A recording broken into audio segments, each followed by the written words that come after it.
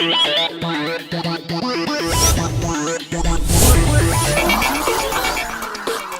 right, welcome to the Health Ranger Report. This is Mike Adams, the Health Ranger, reporting for naturalnews.com. Today we have some new information, breaking news from a medical journal called Cell Research. This is news about the dangers of genetically modified foods, and this is new information. This shows the mechanism by which genetically modified foods, or GM foods, or GE foods, genetically engineered, may alter your organ function. You see, in the past, Monsanto has said that genetically modified seeds and foods are presumed to be safe, presumed safe. It doesn't mean they're proven safe. In fact, right here from the Monsanto website, a couple of quotes you need to know. Here it is. Monsanto says, quote, "There is no need to test the safety of DNA introduced into genetically modified crops." And they go on to say, there is no need for or value in testing the safety of GM foods in humans. So you see, Monsanto has a position that they don't even need to test the safety of these genetically modified foods because it doesn't even matter. But now, here in Cell Research, we have a new study called the exogenous plant MIR16A. That is a microRNA study that we're talking about here. Specifically targets mammalian LDL-RAP1. That's a receptor for LDL cholesterol function in the liver.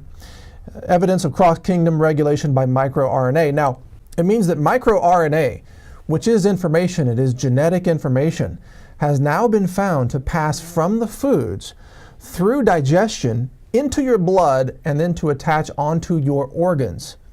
You got that? It goes from the food through digestion into your blood and attaches onto your organs, and there it modifies the function and the expression of those organs. This is groundbreaking science. This nullifies the safety claims of Monsanto.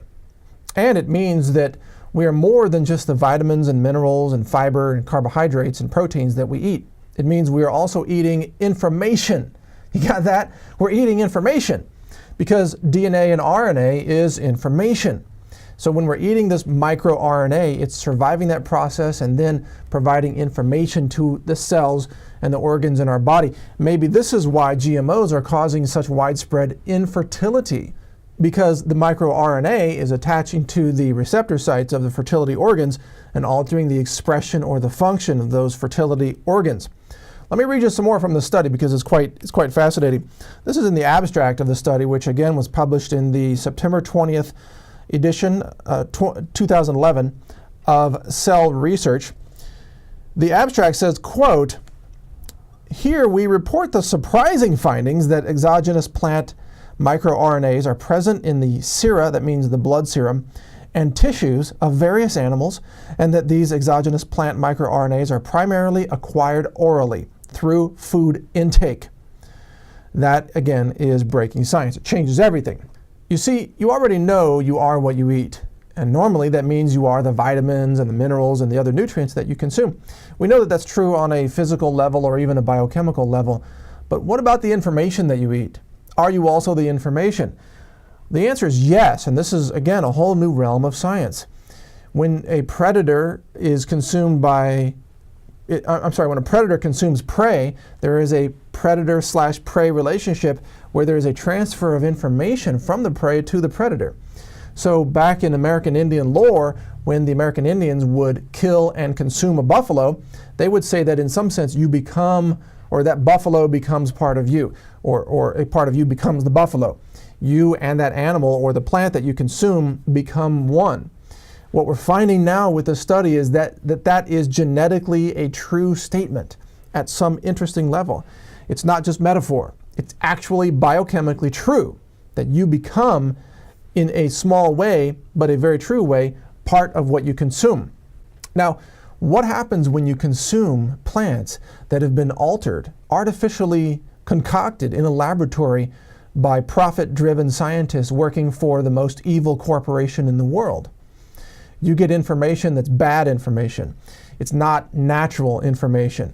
It is frankenfood information, and when you consume that, that information goes into your body and then begins to program your organs and your cells and your tissues to behave in a way that is artificial, that is not natural, that is Frankensteinian in its effect, in essence.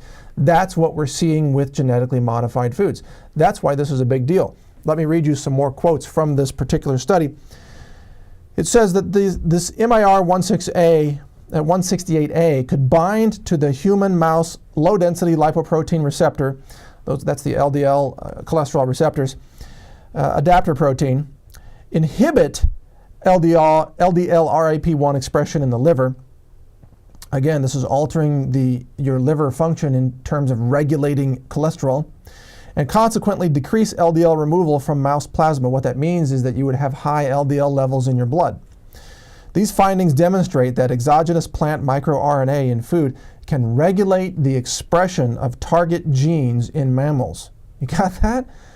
If you truly understand what's being said here, your jaw should be dropping to the floor. It's that big of a deal. This is huge.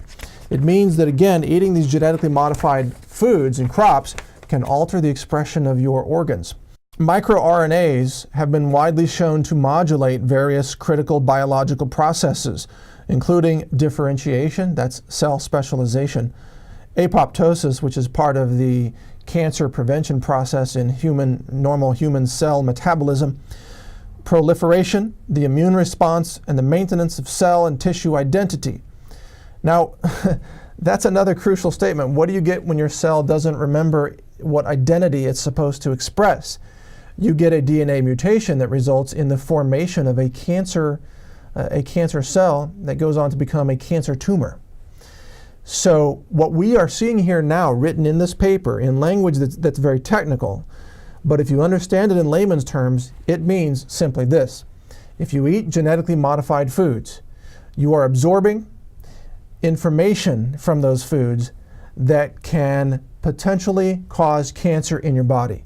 It can alter the expression, the function of your organs, such as the liver, and possibly, in fact, very likely, many other organs, including your brain, including fertility organs, including your kidneys, perhaps even your heart. In other words, the more genetically modified food you consume, the less human you become. That is a shocking but true statement. By eating this information, you are becoming less human and less natural. It's literally altering the expression of your body and your body's tissues. Going on in this study, again, published in Cell Research, it goes on to state that this has the potential to selectively interact with specific target cells and mediate intracellular communication. That's, wow. The secreted microRNAs can serve as a novel class of signaling molecules in mediating intracellular communication. In other words, it can interfere with the cell signals between your cells. And as Dr. Bruce Lipton wrote about in The Biology of Belief, it is the outside of the cell membrane, that is much of the intelligence of your whole system. It is the intelligence that tells the inside of the cell what to do based on what's happening in its environment. And what this study is showing is that, again, eating GMOs and genetically engineered foods can alter what signals your cells are receiving. Now, why does this matter? Here's a picture of BT corn. BT corn is a genetically modified variety of corn. It's grown throughout North America and around the world, in fact, and most of the corn that's harvested in America today is BT corn. BT is genetically engineered to produce an insecticide chemical in its own kernels. Yeah, an insecticide that kills insects by causing neurological damage. Now, inside the BT corn DNA, there is coding, artificial programming, you might say, for it to synthesize this insecticide in its own kernels. That way, when insects eat the corn, they die of neurological poisoning. So that way the insects don't eat the corn, and then they harvest the corn and they use it to make high fructose corn syrup. They use it to feed cattle. They use it to make your corn flake breakfast cereals and your corn tortillas and your corn soup and everything else that you're eating at the grocery store that's not USDA organic. Got that? If it's not non-GMO, it's probably BT corn. What this means, and I hope you truly get this, I hope you really, really understand this point. That's why I'm spending so much time on this. Based on this study, now we have the understanding of a mechanism by which you might eat BT corn and you might become a person who is now coded or programmed to produce insecticide in your own body. You understand that? That's a very big deal. In other words, the microRNA that is coding for the production of neurologically damaging insecticides in the corn could pass through digestion. It could get into your blood. It could get into your digestive tract. It could perhaps even attach to various organs in your body. It could, in fact, transfer into the so-called friendly flora that inhabits your intestinal tract. And those bacteria could then begin producing Bt insecticide in your own gut. That would cause you to start producing poison and suffering the symptoms of that poison inside your own gut. You could, in other words, become a pesticide factory. Again, remember when I said the more you eat of this, the less human you become. You're becoming less human and more factory, more pesticide factory. And now this isn't metaphor anymore, folks. I hope you get this. This is actual biological genetic truth. This is a scientific fact. It also means that the excuse that Monsanto uses, that we don't have to test this for safety in humans, there's no need to even test anything, that is pure quackery. That's junk science. It's corporate-run science produced for the sole purpose of selling more GMO seeds and generating profits for what is now considered to be the most evil corporation on our planet, Monsanto. And the second most evil corporation being DuPont, which is also very heavily invested and involved in the GMO seed industry. So I hope you're getting this. In fact, this was covered by a story in The Atlantic, which is entitled, as you can see here, The Very Real Dangers of Genetically Modified Foods. The Atlantic covered this and pointed this out. It's being covered all across the media. Monsanto is denying this, but the science is now providing the explanation for the mechanism by which GMO foods can poison you, and in fact, again, code your body to produce poisons internally. So that's what you need to know. Now stay informed about this. Keep watching naturalnews.tv where we will be posting these videos. We're also posting this audio on soundcloud.com. Share this video if you're watching. If you're seeing this on YouTube, share it there. Get this information out to other people. I also want to encourage you to read naturalnews.com, where I serve as the editor, and we publish about 10 stories a day now from various authors, investigative stories about health issues that are important for you, your family, your children, and the future of our world. We're into sustainable living, we're into green living, we're also into health freedom.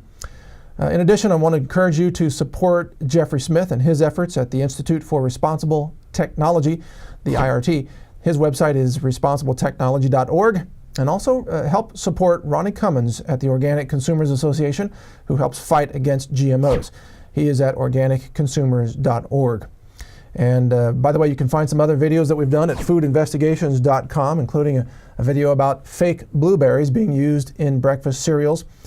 There's going to be a lot more coming out this year, 2012, from myself, Mike Adams, and the Natural News production team. In fact, we're filming this in our new studio where we can bring you this information in a timely and professional way. Thank you for watching, and please share this video. This is Mike Adams, the Health Ranger, reporting on GMOs for naturalnews.com. Take care.